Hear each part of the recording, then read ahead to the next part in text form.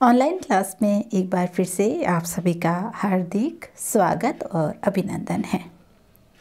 आज हम अपना अगला टॉपिक पढ़ने जा रहे हैं, वो है DNA the genetic material. DNA क्या है और इसको जेनेटिक मटेरियल यानी आनुवंशिकी पदार्थ क्यों कहते हैं। कैसे खोज हुई कि डीएनए एक आनुवंशिकी पदार्थ है, उसकी बात हम यहाँ पर डिटेल में करेंगे। सबसे पहले डीएनए शब्द सुनते ही हमारे माइंड में क्या शब्द आता है, हम डीएनए से क्या समझते हैं, डीएनए क्या होता है। तो डीएनए एक हेरिडिटरी मटेरियल है, एक आनुवंशिकी पदार्थ है जो आनुवंशिकी सूचनाओं को एक पीढ़ी से दूसरी पीढ़ी में ट्रांसमिशन करने का काम करता है, ट्रांसमिटिंग उनको इंफॉर्मेशन को करता है। तो पहली बात है DNA is A hereditary material. DNA एक आनुवंशिकी पदार्थ है जो आनुवंशिकी सूचनाओं को एक पीढ़ी से दूसरी पीढ़ी में स्थानांतरित करने का काम करता है। ये एक तरह का एक ग्रुप ऑफ मॉलिक्यूल्स हैं, is responsible for carrying and transmitting the hereditary material or the genetic instruction from parents to offsprings, यानी कि संतति से पैतृक से संतति में आनुवंशिकी सूचनाओं को स्थानांतरित करने वाले इस पदार्थ को हम डीएनए कहते हैं। DNA also known as deoxyribonucleic acid. DNA की जो इसमें जो शुगर होती है वो डीऑक्सी शुगर होने के कारण इसको डीऑक्सीराइबोन्यूक्लिक एसिड कहा जाता है। ये एक तरह का यूनिक ऑर्गेनिक कंपाउंड है। ये प्रोकैरियोटिक और यूकैरियोटिक दोनों कोशिकाओं में पाया जाता है। जब हम लोग एवोल्यूशन की बात करते हैं, शुरुआत की बात करते हैं, तो तब तक कुछ पता नहीं था कि जेनेटिक मटेरियल क्या है, लेकिन ऐसा लगता था कि कोई ऐसी चीज़ है जो माइंड में जब साइंटिस्ट इस पर वर्क कर रहे थे, काम कर रहे थे, तब उनको लग रहा था कि वाकई कोई ऐसी चीज़ है जो एक जनरेशन से दूसरी जनरेशन में क्या हो रही है, स्थानांतरित हो रही है। एक पीढ़ी से दूसरी पीढ़ी में वो इन्फॉर्मेशन लगातार जा रही है। और ये इन्फॉर्मेशन कैसे जा रही है, इसके बारे में वैज्ञानिक कई सालों तक नहीं बता पाए थे। अगर हम एवोल्यूशन के शुरुआती दौर को देखें तो कई सालों तक दिमाग में यही रहा कि प्रोटीन जेनेटिक मटेरियल है। प्रोटीन जो है उसके माध्यम से सूचनाएं पीढ़ी दर पीढ़ी स्थानांतरित होती है, लेकिन हर्शे एवं चेस का जो प्रयोग आया उसके बाद पूरी तरह से ये क्लियर हो गया कि आनुवंशिकी पदार्थ डीएनए ही होता है, जिसके माध्यम से सूचनाएं एक पीढ़ी से दूसरी पीढ़ी में स्थानांतरित होती है। कहाँ मौजूद होता है डीएनए? अगर हम बॉडी की बात करें, शरीर की बात करें, तो डीएनए कहाँ मौजूद है? बॉडी में आपका जो सेल ऑर्गेनल की हम बात करेंगे तो कोशिका में बात करते हैं तो केंद्रक उपस्थित होता है। केंद्रक में पाए जाते हैं क्रोमोसोम और क्रोमोसोम का प्रमुख भाग होता है डीएनए। डीएनए जो होगा वो पूरा इस तरह से एक न्यूक्लियोसोम संरचना आप लोग पढ़ेंगे, पीछे की वीडियो में मैं बता चुकी हूँ न्यूक्लियोसोम के बारे में। तो न्यूक्लियोसोम एक संरचना है, सेकेंड ईयर का जो हम लोगों ने फाइनल की क्लास मैंने ली है, वहाँ पर आप लोग पढ़िए, वीडियोस देखिए, वहाँ मैं बता चुकी हूँ न्यूक्लियोसोम के बारे में कि हिस्टोन और डीएनए आपस में एक तरह से बाउंडेड रहते हैं ताकि इतना बड़ा डीएनए इस न्यूक्लियस में आसानी से अपने आप को व्यवस्थित करके रख सके। तो ये वाला जो पार्ट है ये क्या कहलाता है? डीएनए कहलाता है और न्यूक्लियोटाइड से मिलकर बना हुआ होता है। 4 तरह के न्यूक्लियोटाइड डीएनए में देखने को मिलेंगे, ग्वानिन, साइटोसिन, एडेनिन और थाइमिन। ये इन न्यूक्लियोटाइडों से मिलकर डीएनए बना होता है। तो डीएनए कहाँ है? सेल, सेल में होता है न्यूक्लियस, न्यूक्लियस में क्रोमोसोम और क्रोमोसोम का एक पार्ट है डीएनए जो आनुवंशिकी सूचनाओं को एक पीढ़ी से दूसरी पीढ़ी में स्थानांतरित करने के लिए जिम्मेदार होता है। वो डिस्कवर डीएनए बहुत कंफ्यूजन लोगों में हमेशा रहता है कि डीएनए की डिस्कवरी किसने की है। डीएनए का नाम आते ही हमारे दिमाग में नाम आता है जेम्स वॉटसन और फ्रेडेरिक क्रिक का। हम वॉटसन और क्रिक को ही, बहुत सारे लोग वॉटसन और क्रिक को इसका श्रेय देते हैं, लेकिन इससे बहुत पहले वॉटसन और क्रिक के प्रयोग से पहले वॉटसन और क्रिक ने जो डीएनए का डबल हेलिक्स मॉडल डिस्कवर किया था, उससे कई साल पहले डीएनए की खोज हो चुकी थी।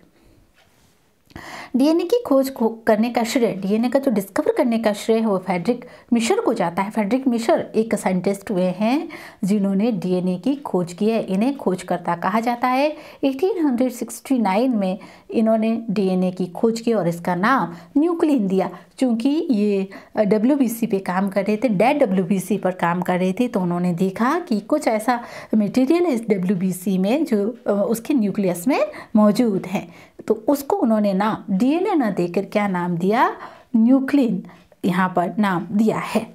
1881 में नोबेल प्राइज विजेता एवं जर्मन बायोकेमिस्ट अल्ब्रेcht कोसेल ने डीएनए नाम दिया है और इस डीएनए को न्यूक्लिक एसिड कहा। कोसेल वैज्ञानिक हुए जिन्होंने डीएनए को न्यूक्लिक एसिड नाम दिया है। साथ ही इन्होंने 5 प्रकार के नाइट्रोजन बेस, जिसमें से 4 nitrogen base adenine, cytosine, guanine, thymine DNA में मौजूद होते हैं और थाइमिन की जगह आरएनए में यूरेसिल पाया जाता है। इनकी खोज करने का श्रेय भी इन वैज्ञानिक को जाता है, कोसेल को जाता है। 1944 और 1950 एक बहुत ही संक्रमण का दौर रहा डीएनए की डिस्कवरी के दौरान। इससे पहले 1928 की मैं आप लोगों को बात बता दूं। 1928 में फ्रेडरिक ग्रिफ्थ वैज्ञानिक आए थे जिन्होंने ई कोलाई पर अपना प्रयोग किया। और ई कोलाई प्रयोग जब 1928 में वो कर रहे थे, उन्होंने देखा कि कुछ ई कोलाई जब उन्होंने बैक्टीरिया को माइस में इंट्रोड्यूस किया तो बहुत सारे माइस की वहाँ पर क्या हो जाती है, डेथ हो जाती है। और चूँकि वो ये बताने में असमर्थ रहे थे कि इन माइस में ऐसा क्या जा रहा है जिसकी वजह से इनकी मौत हो रही है, ये बताने में वो सक्षम नहीं रहे थे। लेकिन अगर हम सही तौर पर देखें तो वो भी एक ऐसा स्टेज था जहाँ पर वो डीएनए ही था जो सब कुछ कर रहा था। लेकिन चूँकि ग्रिफ्थ इस बात को सत्यापित नहीं कर पाए थे। बात को सत्यापित करने का श्रेय 1944 में 3 वैज्ञानिक आए थे, एवरी, मिकार्टी और मैक्लियोड, जिन्होंने ग्रिफ्थ के प्रयोग को दोहराया। दोहराने के बाद उन्होंने सिद्ध किया कि ये जो मटेरियल जो हेरिटेट हो रहा है और वो मटेरियल क्या है, जेनेटिक मटेरियल डीएनए है। उन्होंने भी आनुवंशिकी तौर पर ये सिद्ध किया कि डीएनए एक जेनेटिक मटेरियल है। उन 3 वैज्ञानिकों ने भी ये बताया है कि डीएनए ही आनुवंशिकी पदार्थ होता है। फिर एडविन चारगॉफ, जिन्होंने डीएनए हेरिडिटी किस तरह से होती है उसकी बात कही और साथ ही चारगॉफ रूल प्रस्तुत किया, चारगॉफ नियम उन्होंने दिया है। और ये चारगॉफ नियम जो होता है वो ये कहता है कि डीएनए 4 तरह के न्यूक्लियोटाइड, जिनकी मैंने पीछे आप लोगों को बात की, एडेनिन, गुआनिन, थाइमिन और साइटोटाइन, एक पर्टिकुलर रेशियो में आपस में जुड़े पिरिमिडिन से डबल हाइड्रोजन बॉन्ड या ट्रिपल हाइड्रोजन बॉन्ड से आपस में जुड़े हुए रहते हैं। इसकी हम डिटेल में बात अगले वीडियो में करेंगे। 1951 डीएनए डिस्कवरी का महत्वपूर्ण ईयर माना जाता है, जहाँ पर चूँकि ये वैज्ञानिक एक तरह से लुप्त प्राय रहे हैं, बहुत सारे लोग इनका नाम नहीं जानते हैं, लेकिन वॉटसन और क्रिक ने जो अपना डबल हेलिक्स जो डीएनए का मॉडल प्रस्तुत किया वो इन्हीं के काम के आधार पर प्रस्तुत किया है। लेकिन जब तक ये जिंदा थे तब तक अपने ये काम को पहचान दिलाने में असमर्थ रहे थे। रोजालिन फ्रैंकलिन बहुत बार कॉम्पिटिटिव एग्जामों में प्रश्न पूछा जाता है। डीएनए की एक्सरे क्रिस्टलोग्राफी से जो डीएनए का 3D जो इमेज प्रस्तुत की थी वो किसने प्रस्तुत की थी, तो वो थी रोजालिन फ्रैंकलिन। इन्होंने 1951 में एक्सरे क्रिस्टलोग्राफी की सहायता से डीएनए का फोटोग्राफ प्रस्तुत किया था। और डीएनए एक हेलिकल फॉर्म में होता है और इसी के काम के आधार पर वॉटसन और क्रिक ने डीएनए का डबल हेलिक्स मॉड्यूल प्रस्तुत करके एक महत्वपूर्ण खोज करके सफलता हासिल की और विश्वविख्यात हुए।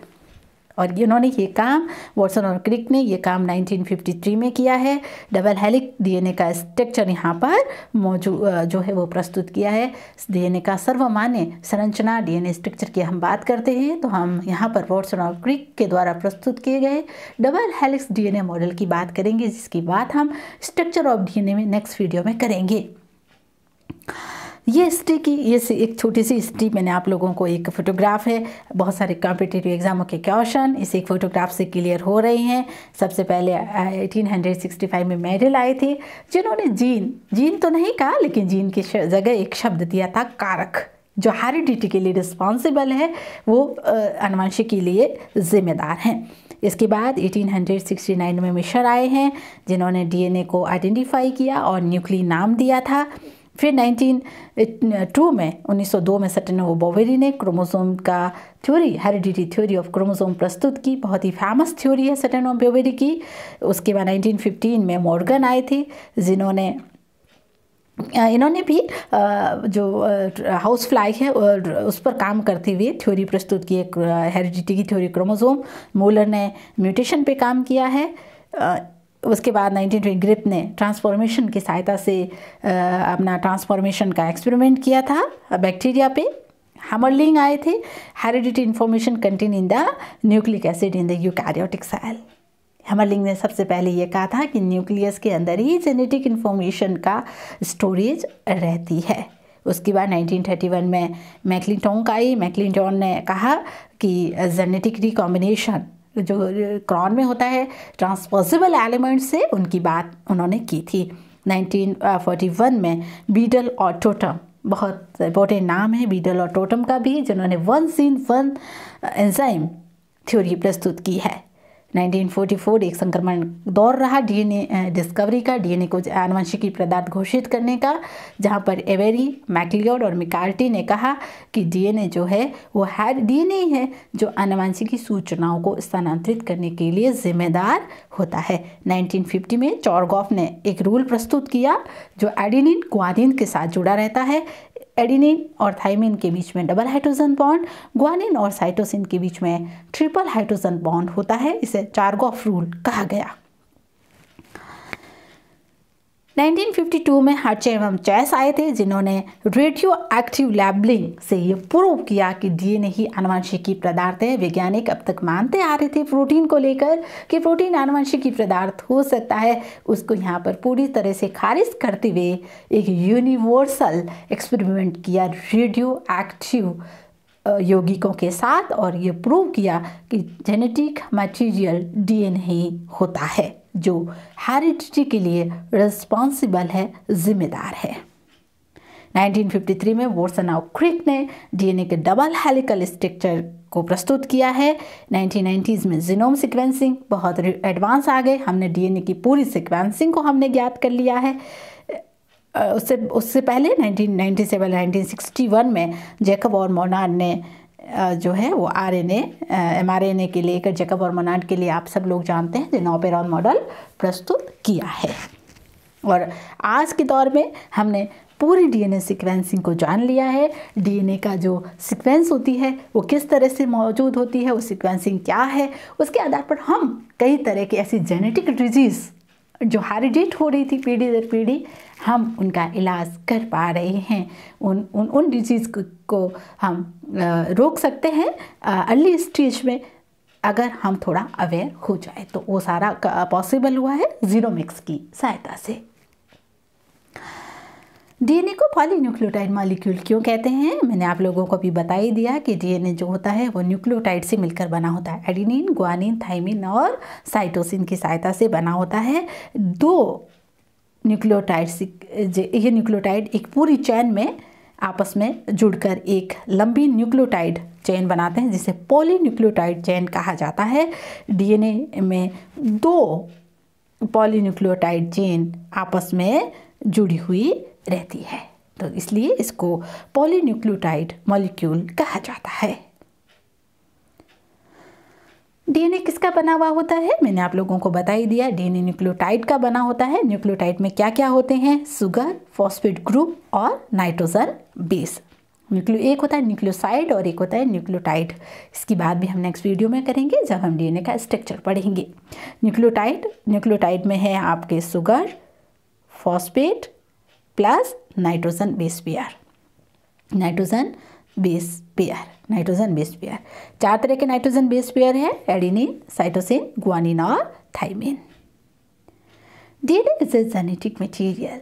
डीएनए आनुवंशिकी पदार्थ की है। मैंने आप लोगों को बताया कि ये काम शुरू हुआ 1928 में ग्रिफ्थ के प्रयोग से। ग्रिफ्थ ने जब अपना प्रयोग किया तब वो बताने में सक्षम नहीं थे कि है, उन्होंने कुछ आइडिया लगाया कि ऐसा कोई मटेरियल है जो एक जनरेशन से दूसरी जनरेशन में जा रहा है, लेकिन वो है क्या, वो बताने में असमर्थ रहे थे। 1944 में 1944 में 3 वैज्ञानिकों ने ग्रिफ्थ के प्रयोग को दोहराया, एवरी, मैकलियोड और मैकार्टी ने, और उन्होंने वहाँ प्रूव किया कि ये जो हेरिडिटी मटेरियल है वो क्या है, डीएनए है। और इसको यूनिवर्सली प्रूव करने का श्रेय हर्शे एवं चेस को जाता है, जिन्होंने रेडियो एक्टिव लेबल यौगिकों को उपयोग में लेते हुए, काम में लेते हुए ये प्रूव किया है कि जेनेटिक मटेरियल जो है वो क्या होता है, डीएनए ही होता है। इन्होंने अपना प्रयोग 1952 में अल्फ्रेड हर्शे एवं मार्था चेस ने ये प्रयोग बैक्टीरियोफाज T2 को काम में लेते हुए काम में लिया है। बैक्टीरियोफाज आप लोगों को मैं बता ही चुकी हूँ, आप नहीं हैं तो पीछे की वीडियो देख लीजिए, जहाँ हमने बैक्टीरिया में ट्रांसफॉर्मेशन ग्रिफ्थ का प्रयोग भी मैंने पूरा पढ़ाया है, और एवरी, मैकार्टी और मैकलियोड का प्रयोग भी पूरा मैंने वहाँ पर पहले ही डिस्कस कर चुकी हूँ, इसलिए मैंने यहाँ पर इस वीडियो में डिटेल बात नहीं की है। आप पुरानी वीडियोस देखिए, आपको सब वहाँ पर अवेलेबल है यूट्यूब चैनल पर। बैक्टीरियोफाज एक तरह का वायरस है जो बैक्टीरिया को इन्फेक्शन करता है, ई-कोलाई को, खासकर ई-कोलाई को क्या करता है, संक्रमित करता है। तो बैक्टीरियोफाज एक वायरस है जो ई-कोलाई को संक्रमित करता है। इन्होंने यहाँ पर रेडियो एक्टिवली फॉस्फोरस और सल्फर को लेकर पूरा प्रयोग किया है। कैसे? Bacteriophage were grow in special media. Bacteriophage को सबसे पहले उन्होंने बैक्टीरियोफाज को लिया और उस बैक्टीरियोफाज को एक स्पेशल मीडियम में ग्रो करवाया। एक मीडियम ऐसा रखा जिसमें रेडियो एक्टिव फॉस्फोरस था और एक मीडियम रखा जिसमें रेडियो एक्टिव सल्फर था। अब हम लोगों के दिमाग में प्रश्न ये आता है कि यहाँ रेडियो एक्टिव फॉस्फोरस क्यों रखा गया? रेडियो एक्टिव फॉस्फोरस इसीलिए रखा गया क्योंकि डीएनए का मेन कंपोनेंट होता है फॉस्फोरस। जो डीएनए की जो बैकबोन होती है वो फॉस्फोरस होती है, इसलिए डीएनए लेबल हो जाए, इसलिए यहाँ पर रेडियो एक्टिव फॉस्फोरस रखा। और प्रोटीन में होता है सल्फर। यहाँ ये सिद्ध करने के लिए प्रयोग किया गया था कि पहले वैज्ञानिक ये मानते थे कि प्रोटीन जेनेटिक मटेरियल है, डीएनए जेनेटिक मटेरियल नहीं है, लेकिन इस प्रयोग ने ये पूरी तरह से सिद्ध कर दिया कि प्रोटीन जेनेटिक मटेरियल नहीं है, जेनेटिक मटेरियल डीएनए है। तो इन दो स्पेशल मीडियम, एक radio active label phosphorus medium था और एक रेडियो एक्टिव सल्फर मीडियम था। जब रेडियो एक्टिव फॉस्फोरस मीडियम में वायरस को ग्रो करवाया तो डीएनए किससे लेबल्ड हो गया? रेडियो एक्टिव फॉस्फोरस से। और यहाँ पर प्रोटीन किससे लेबल हो गया? DNA radio active sulphur. तो हमारे पास दो तरह के बैक्टीरियोफाज आ गए, एक रेडियो एक्टिव फॉस्फोरस से युक्त थे और एक रेडियो एक्टिव सल्फर से कोटेड थे। अब इन दोनों को इन्फेक्टेड करवाया है ई-कोलाई के साथ। चूँकि वायरस है तो इन्फेक्शन किसको करेगा? बैक्टीरिया को करेगा। यहाँ पर फॉस्फोरस 32, P32 और सल्फर S35 को काम में लिया गया। मैं सीधा आप लोगों को यहाँ डायग्राम से समझा देती हूँ। थ्योरी आप लोग जब आप वीडियो देखें तो नोट्स में अपने उतार लेंगे। सबसे पहले दो तरह के एक्सपेरिमेंट किए, यानी कि दो तरह के इन्होंने बैक्टीरियोफाज तैयार किए हैं। एक है रेडियो एक्टिव फॉस्फोरस युक्त और एक है रेडियो एक्टिव सल्फर युक्त। सबसे पहले हम बात करते हैं रेडियो एक्टिव सल्फर युक्त। रेडियो एक्टिव सल्फर युक्त है यानी कि केवल प्रोटीन कोड यहाँ पर रेडियो एक्टिव है। प्रोटीन कोड को इन्होंने लेबल किया है सल्फर के साथ। इसको जब ई-कोलाई के साथ इन्फेक्शन करवा के इनका कल्चर करने के बाद जब रिजल्ट देखा तो देखा यहाँ पर कोई भी बैक्टीरियोफाज सल्फर युक्त नहीं था।